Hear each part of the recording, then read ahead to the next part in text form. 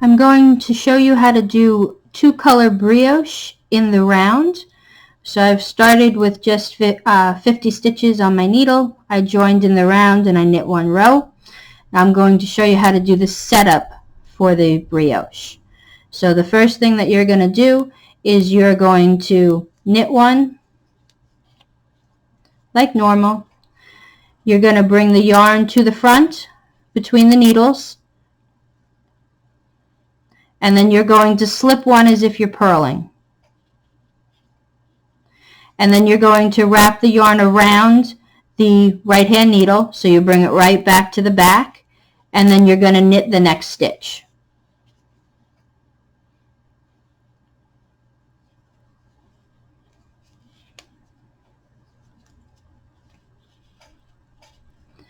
And then you're going to bring the yarn to the front, and you're going to slip 1 as if you're purling. Bring the yarn around to the back so it's making this yarn over, and then knit the next stitch.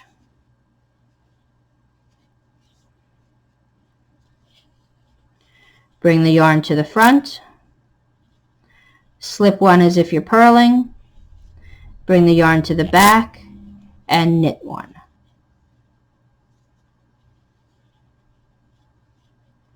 Yarn to the front, slip 1, yarn to the back, and knit 1.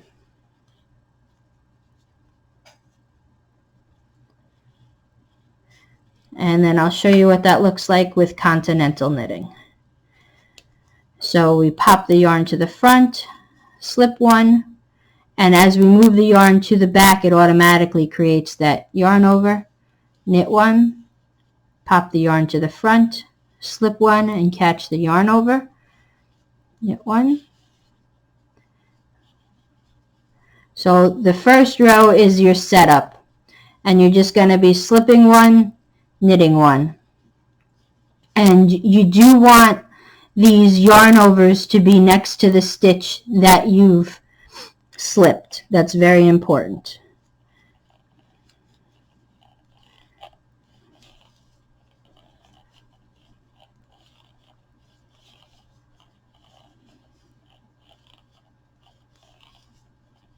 And you're just going to keep doing this all the way around.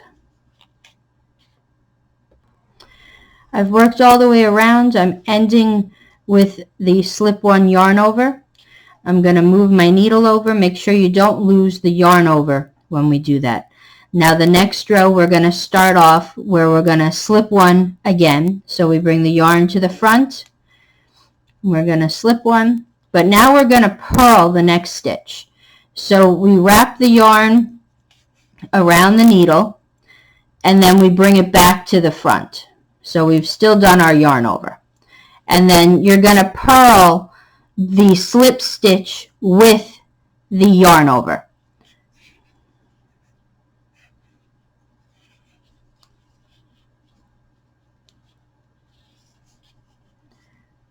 And then yarn is still in the front, so we slip our next stitch. We wrap the yarn all the way around the needle, and then we're going to purl the next stitch.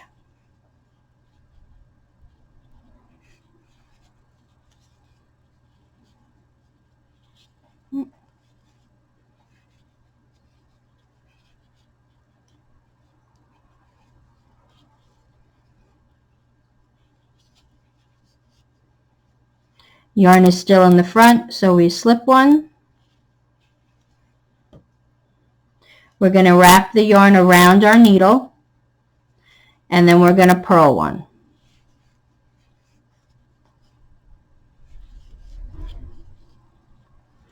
So yarn's in the front, we slip 1, we wrap around, and then we purl. And you're always going to be purling the slip stitch with its yarn over. You never separate them. Slip 1, yarn over, purl 1. Okay, for the continental knitters, again, you're going to catch the yarn when you do your yarn over, and then you're going to purl. So we slip one to catch the yarn and then purl. Now throughout this, the stitch that you will be slipping, you'll see is single. And then the stitch that you're going to be purling makes a little X. So you never want to slip the two, you only slip one. So we do our slip and yarn over, and then we purl. You're going to do that all the way around your round.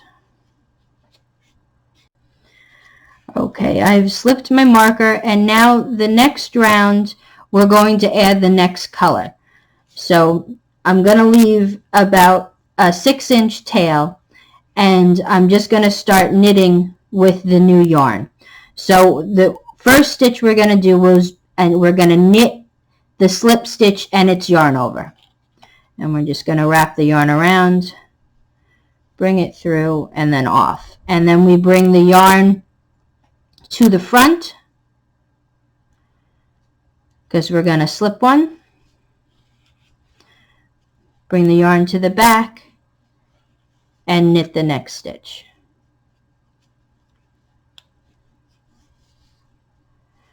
So to the front between the needles, slip, round to the back, and knit.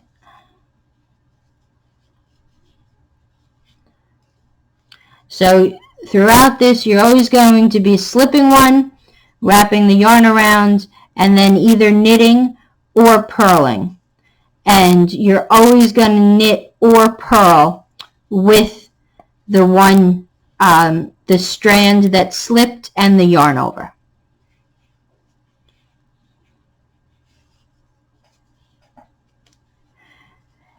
And then when we get to the end of the row, I'll show you how we're going to trap our yarn so that way we don't get a gap where the colors change.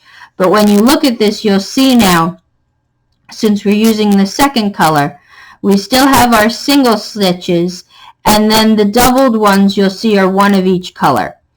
So for this setup, we're always going to be purling when we have our light color, and we're always going to be knitting when we have our darker color.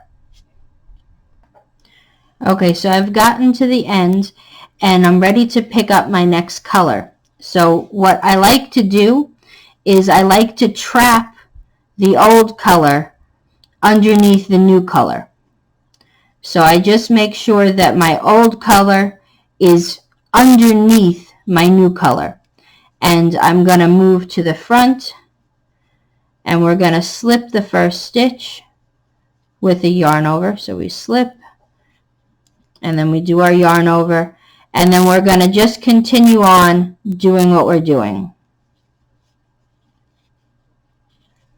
So you'll see that the color got trapped underneath here. And if you keep doing that as you go by, you won't get a gap where we join with the color. So I'll go around one more time, and then I'll show you how we're going to trap the color again. Okay, so I've gone around again. So what I do is I give my old color a little bit of a pull. So that just tightens up what I've done. Okay, and then the old color goes under, the new color comes on top. So you'll see how they're twisted. Okay, you can see how the color goes around. And then I'm just going to use my new color and keep going. Okay. And you'll see how they join. It'll take a couple rows for the brioche to start showing through, but you'll see it probably in 2 more rows it'll start to form. Okay, so I'll stop and I'll show you again once it's picked up what it looks like. Okay, here you can see the brioche really starting to pop now. And what's fun about the brioche stitch is that it's reversible. So it doesn't matter which side you wear it, it'll be pretty on both sides. So that is our brioche 2 color in the round.